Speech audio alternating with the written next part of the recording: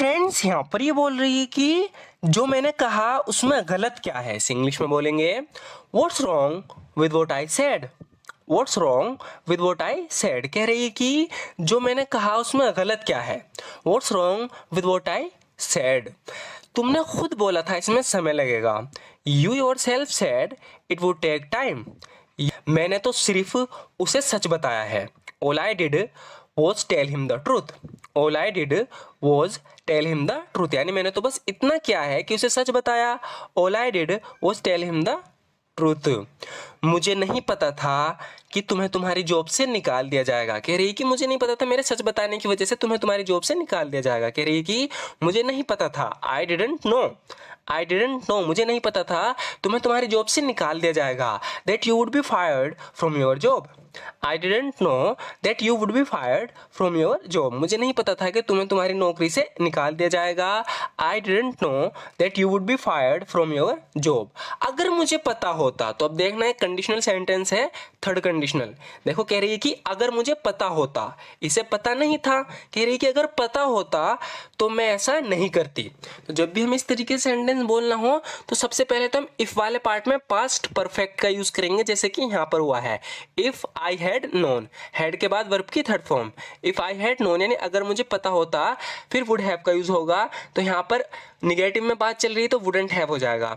I wouldn't have done it. कह रही है कि इफ आई हैड नोन अगर मुझे पता होता, if I had known I wouldn't have done it, तो मैं ऐसा नहीं करती। कह रही है कि इफ आई हैड नोन अगर मुझे पता होता I wouldn't have done it, तो मैं ऐसा नहीं करती। यहाँ पर ये कह रही है कि मुझे 100% यकीन है कि वो झूठ बोल रही है। कह रही है कि I am 100% sure that she is lying.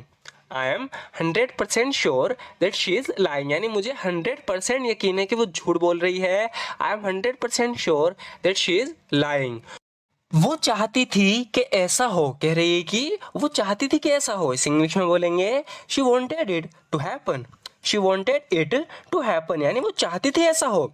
She wanted it to happen. काश तुमने मेरी सलाह मान ली होती। तो इसने इसे पास्ट में कोई सलाह दी थी लेकिन इसने नहीं मानी, तो अभी इससे कह रही है कि काश तुमने मेरी सलाह मान ली होती।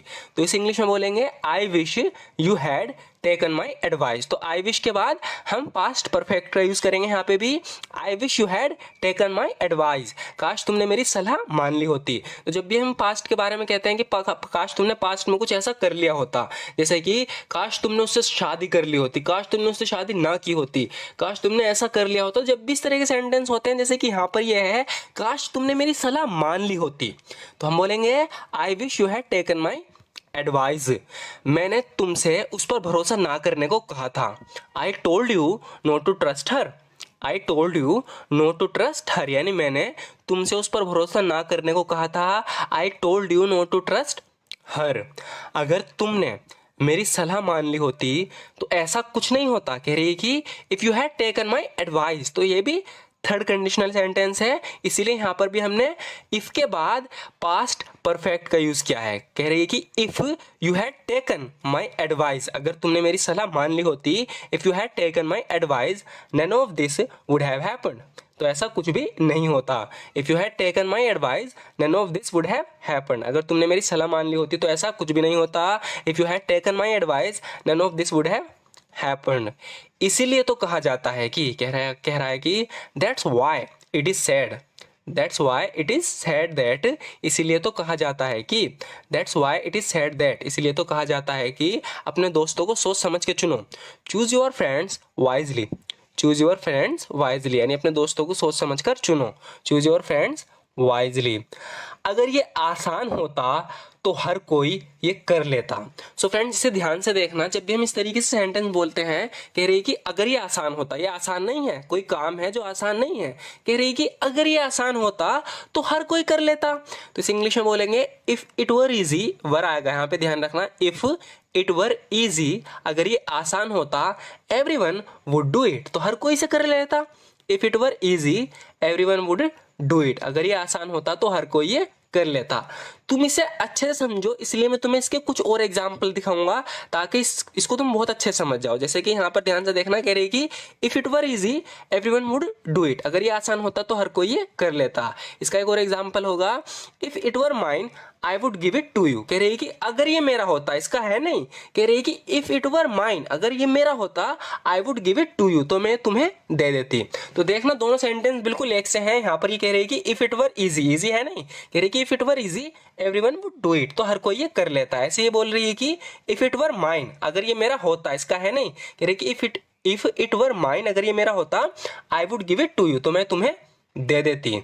इसका एक और एग्जाम्पल देखते हैं फ्रेंड्स। देखो यहाँ पर भी सिचुएशन बिल्कुल ऐसी है। यहाँ पर ये कह रही है कि अगर तुम लड़का होती, कोई लड़की है वो लड़का नहीं है, कह रही है कि अगर तुम लड़का होती तो मैं तुम्हारे प्यार में पड़ जाती। इंग्लिश में बोलेंगे if you were a boy, if you were a boy, किसी लड़की से कह रही है if you were a boy, यानी अगर तुम लड़का होती, I would fall in love with you, तो मैं तुम्हारे प्यार में पड़ जाती। If you were a boy I would fall in love with you, अगर तुम लड़का होती तो मैं तुम्हारे प्यार में पड़ जाती। इसका एक लास्ट एग्जाम्पल और देखते हैं, अगर मैं अमीर होती, तो ये अमीर नहीं है, कह रही है कि if I were rich, if I were rich यानी अगर मैं अमीर होती, if I were rich I would buy a car, तो मैं कार खरीदती। If I were rich I would buy a car, अगर मैं अमीर होती तो एक कार खरीदती। तो वापस अपने सेंटेंस पे आते हैं। यहाँ पर ये कह रही थी कि अगर ये आसान होता तो हर कोई ये कर लेता। If it were easy everyone would do it, लेकिन ये करना आसान नहीं है, but it's not easy to do, but it's not easy to do, लेकिन ये करना आसान नहीं है, but it's not easy to do, इसमें बहुत मेहनत लगती है। तो इसे दो तरीके से बोल सकते हैं, कह रही कि इसमें बहुत मेहनत लगती है।